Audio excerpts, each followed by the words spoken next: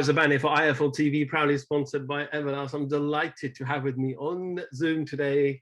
It's been a very, very long time, but he's a hard man to get hold of. As they say, the busier you get, the harder you get to get hold of. My man, Mr. Sam Jones. Sam, where have you been?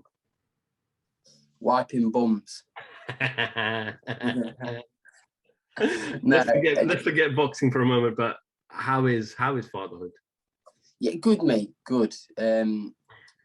His mum's been a godsend, to be honest. She's superwoman to be at the moment, because he wants his mum at the moment. Like he loves me for 5 minutes, and then he'll like open his mouth and he's screaming at me. So like he's at that kind of stage. But thanks for asking. He'll love me the most though when he's like 2. He'll be a daddy's boy when he's 2. You know, in life we go through different phases where we learn different things and we change as people. Was this one of those moments, becoming a father and having that extra responsibility for you? Yeah, of course. Listen, I can never change the person I am, but like it makes you see the world differently. Do you know what I mean? It's not about me anymore. Do you know what I mean? Like I have to do everything for him now. Do you know what I mean? That's just the way it's going to be for forever, isn't it? So, but it's a blessing, isn't it? Having a child's a blessing. So I'm very fortunate. You get excited when you like go online trying to look toys for him and trying to find the best toys for him, etc.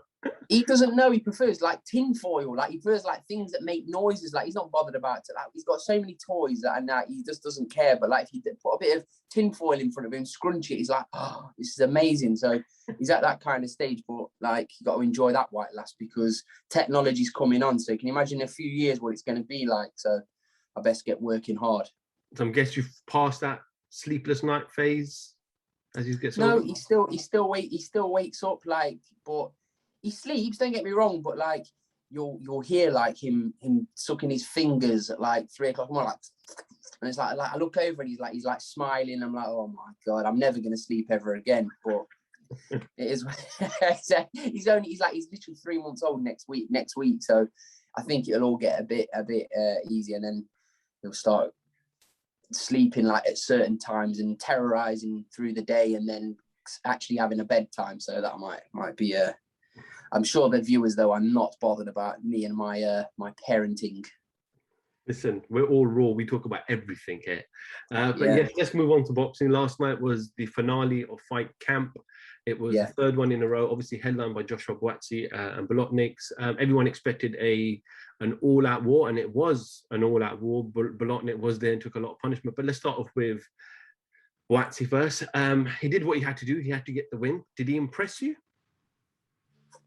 Listen, I've seen some people that, like last night, give him a little bit of criticism, like, oh, he emptied the tank in so-and-so rounds. Listen, he showed Bolotnik's on a good run of form. Do you know what I mean? He beat a good, very, very good Jose Burton.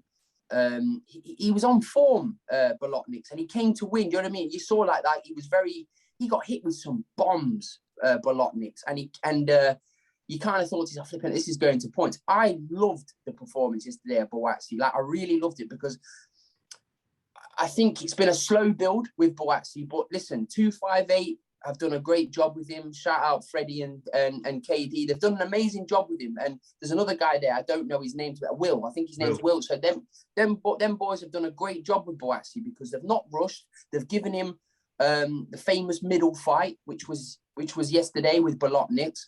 And now you can put him in with pretty much anybody. Everyone's like giving me stick yesterday because I said, oh, get him a world title now.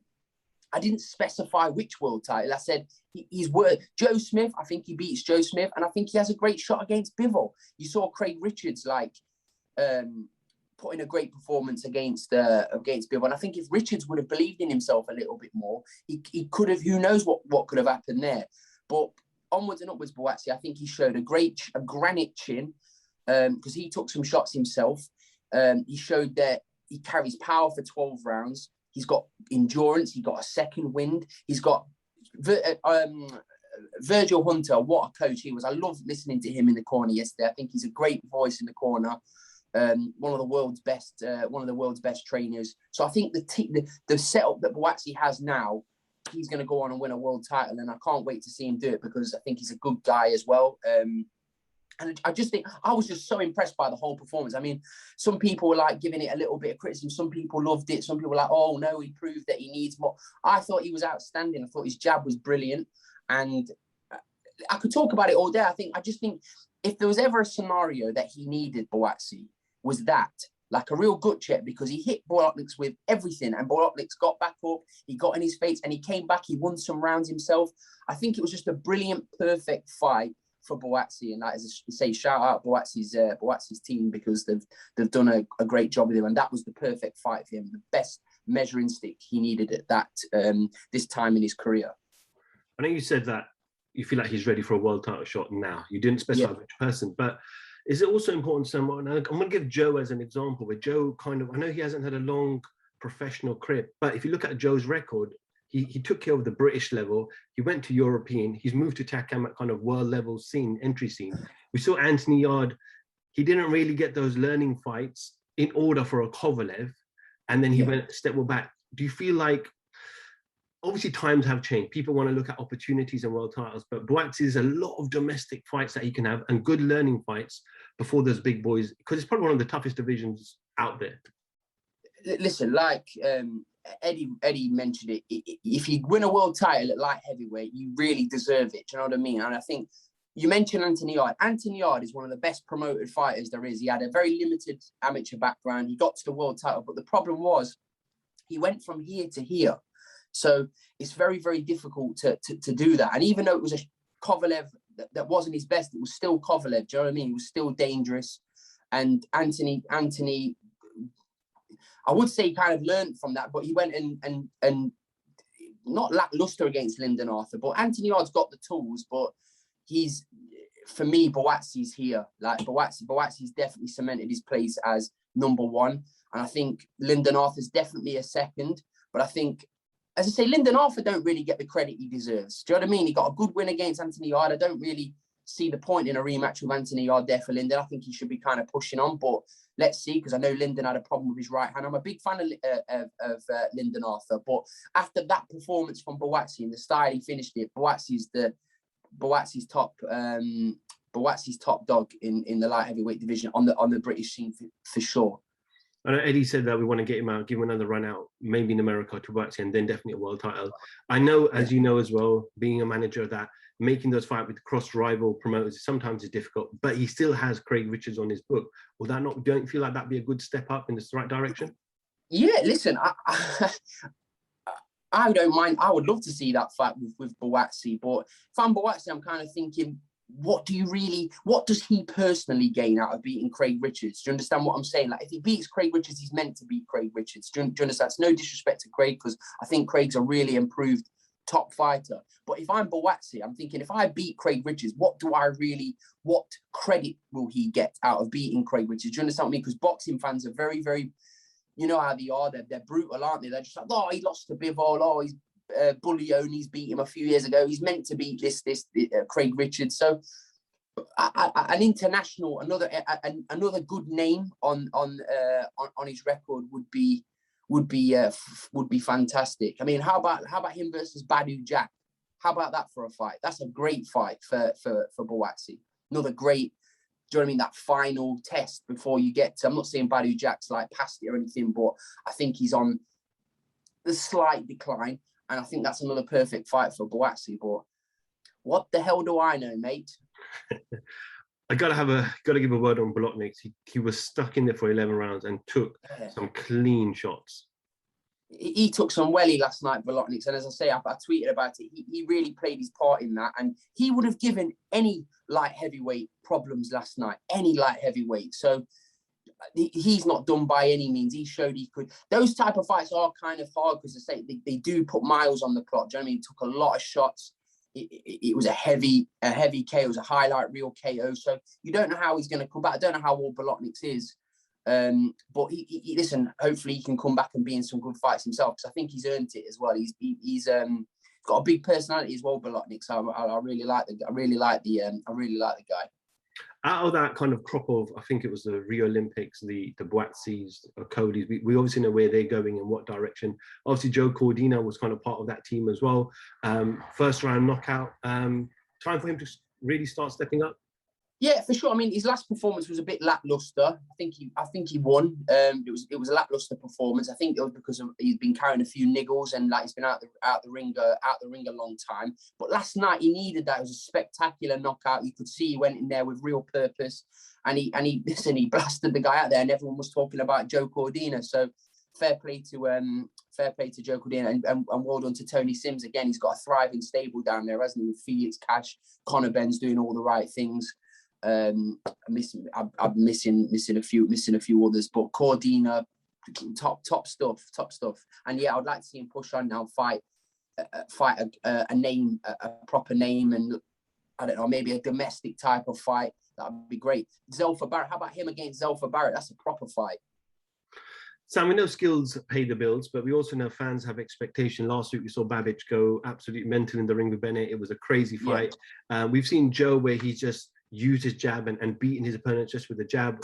McKinnon, I know he's not everyone's cup of tea, but he does the basics right and he gets the results. Listen, right, McKinnon, I'm going to be honest about this. He's very.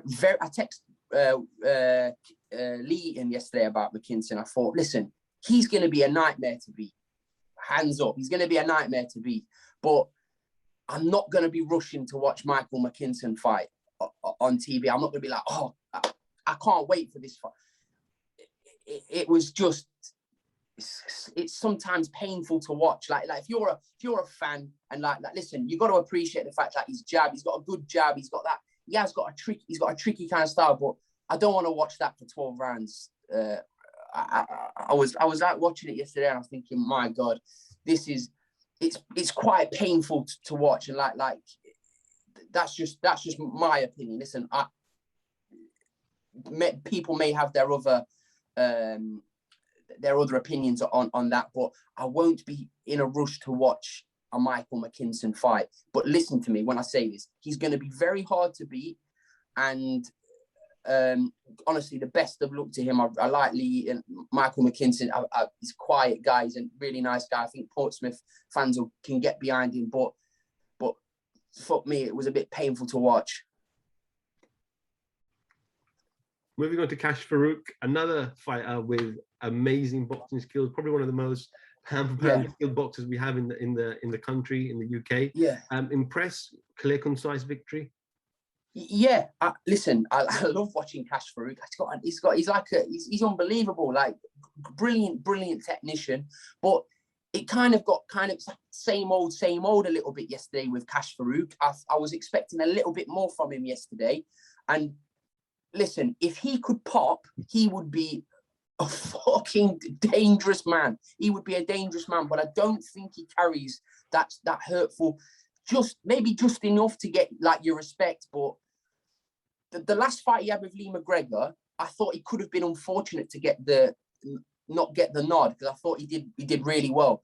But I think, listen, obviously Lee McGregor's last performance wasn't the best, but Lee McGregor carries serious power, especially the things he's been working on with Ben Davison. He's hitting spiteful.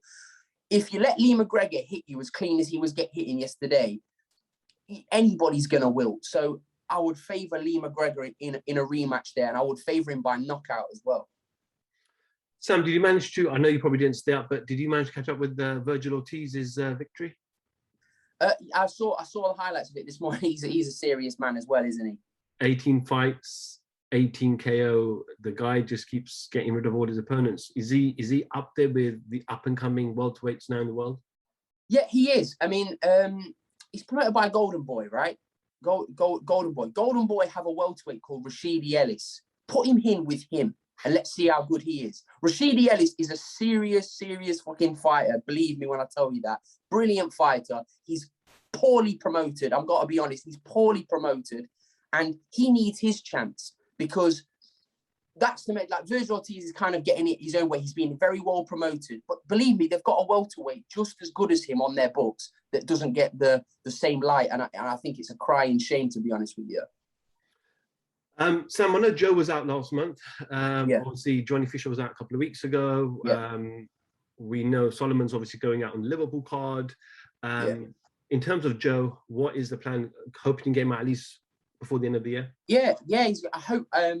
We had a meeting the other week, and I think he's going to box in maybe the back end of October, maybe even the start of October. We don't know. October, latest November. Joe will be out. Joe will be out again. Is it going to be hard now to kind of get, because obviously you fought that Tatum, very experienced, being there at world title level.